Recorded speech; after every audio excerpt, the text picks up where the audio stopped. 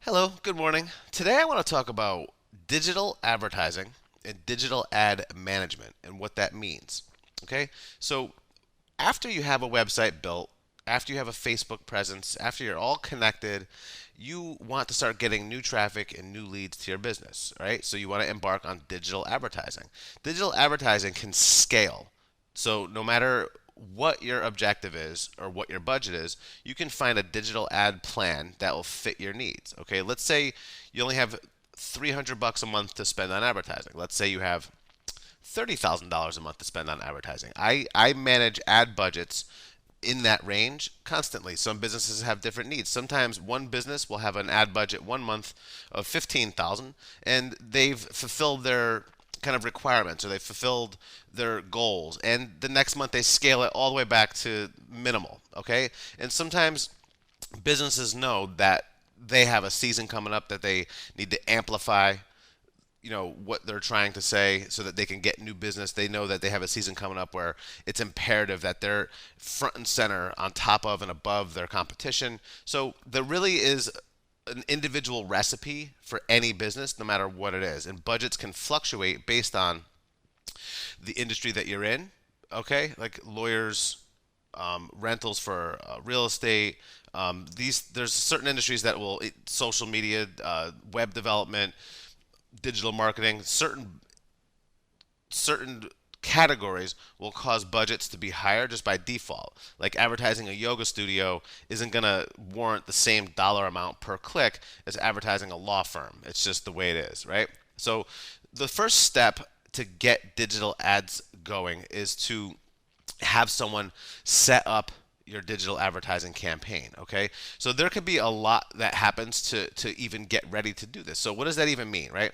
Well, if you want to run ads and you want people to come to your business based on search results, okay, and that's pay per click, search results based ads. Okay, so like that's a simple drawing, but if you think about Google, and when you type in a search term, at the top of that page you're going to have ads. At the bottom of that page you're going to have ads. Okay, how do you place your business in those places? Well, you have to set up a Google Ads account. You have to attach that account to your website, and then you have to start serving relevant advertising to search results and search terms that correlate with what you want to come up for. So, if you're a law firm in Milford, Connecticut, and you want to come up for personal injury law in Milford, Connecticut, well, you have to tailor and craft an ad campaign based on those search terms, simply to come up for pay-per-click ads.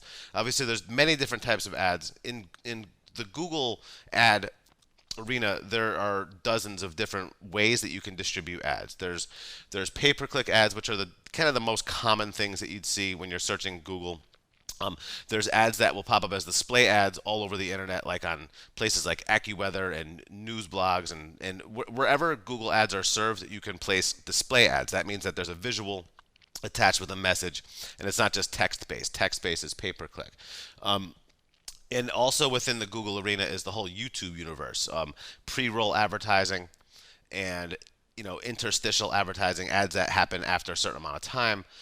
There's ads that can happen in YouTube that are originated from the Google ad display ad situation, where you can have your thumbnail for your video display alongside other thumbnails of related content. And also note that all of that stuff is super geographically pinpointed, so that if you advertise on YouTube, people think that you have to have a massive budget to capture an audience, but this isn't television, okay? If you have a Milford, Connecticut based business and your radius is like 15 miles maximum, you can set that radius. You don't have to advertise to the entire state of Connecticut via a television channel anymore. You can make it very refined as to who's seeing your ads. And it gets very, very, very segmented. I just said very three times. You can get very segmented, and you can really drill down on the audience and not blow budgets. And the trick to digital ad management is to have someone who knows that, and not blow your budget, because it's so completely simple to just fire out a massive amount of money and completely miss your audience and completely get zero results, and then think, oh well, digital ads just don't work for me. Okay, like if you are running an ad campaign, your cost per click is $30, and you set your max budget per day for $100, let's say on average you'll get 4 to 6 clicks based on that. But if you have it misaligned with your objectives, you're going to get zero results, and you're going to spend a lot of money, and at the end of the month you're going to be like, well, this just doesn't work for my business. But the truth was your ads weren't managed properly. Okay. Now, digital ads also spin into the Facebook arena. They spin into the mobile arena. And I keep looking back here like I have some magical diagram going, but I really don't. It's Google and Facebook are the primary players because they hold the keys to a lot of properties and a lot of spaces that are most common for people to view. Okay, LinkedIn has a decent kind of ad situation happening. I still haven't really seen much results.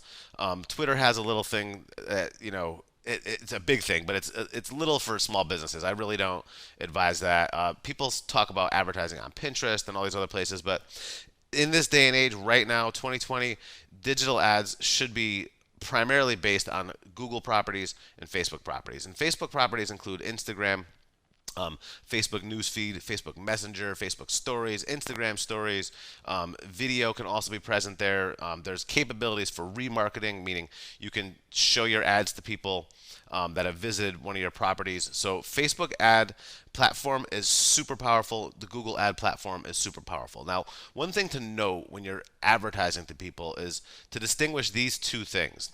And one of them is disruptive advertising, and one of them is ads based on actual interests that are happening right now. Okay, so the ads that are based on interests are like search ads. So if you're searching for personal injury law in Milford and relevant ads pop up for personal injury law in Milford, well, that's not disruptive. That's an ad that's placed directly in line with what you're looking for. But a disruptive ad is if you're firing personal injury law ads in the Facebook news feed randomly to people, then you're kind of disrupting their experience. You're disrupting what they're doing, and you're inserting advertising into a place where the ad isn't really wanted. It's not really. So you really have to be careful when you are advertising in that manner to know when to back off and to craft your messaging appropriately because people aren't searching for that information. I had a guy come at me that wanted to run ads on Facebook for surge protectors. He wanted to sell surge protectors on Facebook, and I declined that situation and said, listen, that's really like a tough that like people that's a necessity. People don't just like celebrate surge protectors. Like it's not going to work out. Like you have to put that in the place where it's more appropriate. Okay? And obviously the Amazon world, there's a whole ad scene going there, but that's product based. And I'm not really talking about products right now. I'm talking more about services, but for that individual who wanted to advertise on Facebook, they want to advertise surge protectors, that's not going to have a warm welcome.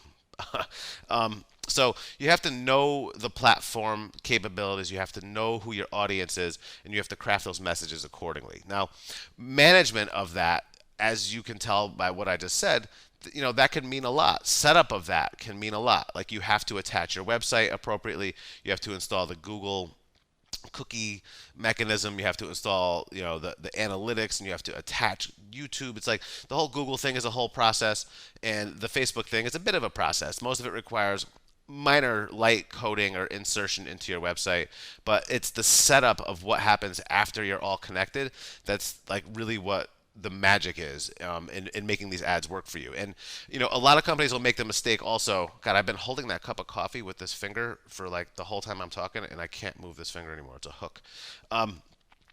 What people will do is they'll often set it and forget it. They'll run an ad and they'll just let it go. But the real trick to ad management is to do A/B testing, to do split testing, to make sure that you're in tune with what you've put up, how much you're spending, and how people are reacting to those ads. If you're putting up an ad and people aren't reacting to it, well, you have to look at that and say, okay, well, what am I doing wrong? And then you try to spin it off into something else, and you see if that works. And whatever starts working, then you craft the ads accordingly, and you move in that direction. And you also don't want to stagnate. You don't want it to just sit there and repeat the same message over and over and over, especially in Facebook, because people see it and they're just like, all right, dude, I get it. Like, get this out of my face. Like, you have to change your message, or people are just going to either shut you off, or it's just eventually they just don't even see it anymore. It's very bizarre, but that's the truth. So management of ads on these platforms is very important. And again, with the search terms, you really want to look at the end of the month how people found your business through search terms. Which search terms are ridiculous? Because there's no way to know before going into it some of the ridiculous ways that people will click on your ads and spend your money. So you have to monitor some of the search terms, and you negative out the search terms that aren't working, that you don't want to show up for ever again. So there is a lot of work that goes into it, and to me, it's fun. I like engaging people. I like to get a business's word out, and I like to try to make it creative and more fun and less mechanical and boring. And I think that, listen, you're watching this video, you've seen me a bunch of times. I guess I can get to the edge of annoyance, but at the same time, I know when to back it off, and you got to know when to insert creativity, humor, education. And so you're advertising, but you're being helpful, okay? And I think that there's something to be said about that. Just straight up ads for something that's super black and white, like, the law firm thing, that's cool. That'll work, but you're going to pay a lot of money. But when you start really crafting content and then advertising that content, I think that you're going to see a lot better results than if you just are very black and white and kind of cold. So my advice to people that are embarking on digital ads is to think about your business as a personality, and what's your personality as you proceed out there, and how do you want to put that personality out there? Personality. How do you want to put that personality out there and make it so that it's received well, and that it's inviting, and that it makes people and entices people to want to communicate with you even more, or communicate with your business even more? What could you do to separate yourself from the pack, from the herd of other people who are doing similar things as you? Okay, so you really want to distinguish yourself out there. I think that in this day and age, with the amount of clutter and chaos that goes on all these platforms and with searches and devices, and you really got to stand out by doing something different and changing the message and keeping the message upbeat, keeping the message fresh, and just don't overdo it. The people that I know that are super annoying are the ones that, especially in the social space, are the ones that bomb you with advertising on their personal pages constantly, over and over and over and over. Okay, I know you're the business owner, I know you have the service, but pay to advertise and do things a little different. Like, just don't hammer your people, your friends, your family, your colleagues with constant bombardment of advertising in the wrong way or the wrong space. Do it strategically, or you're going to get tuned out. Remember that, okay? So I'll help you manage your advertising, I'll help you set up your advertising, and I'll help you craft things that are creative, that stand out from the crowd. My name is Michael Baker, Michael Baker Digital. Good luck out there.